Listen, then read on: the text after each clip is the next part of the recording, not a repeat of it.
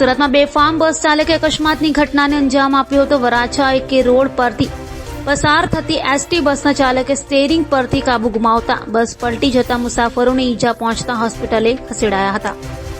સુરતમાં વારંવાર ભારે વાહનના ચાલકો અકસ્માતની ઘટનાઓને અંજામ આપી રહ્યા છે, ત્યારે મોડી રાત્રે વરાછા એકે રોડ પર અકસ્માતની ઘટના બની હતી। વાપી ડેપોથી દાહોદ જઈ રહેલા એસટી બસના ચાલકે વરાછા એકે રોડ પર બેફામ કાર હંકારી હતી, જેના સીસીટીવી પણ સામે આવ્યા છે। તો બેફામ બસ હંકારી ચાલકે સ્ટીયરિંગ પરથી કાબુ ગુમાવતા બસ પલટી મારી ગઈ હતી, જેમાં કેટલાક મુસાફરોને ઈજા પહોંચતા 108 મારફતે સારવાર માટે સ્મીમેરમાં ખસેડાયા હતા। તો ડ્રાઈવર દારૂના નશામાં હોવાની ચર્ચા જોવા મળી હતી।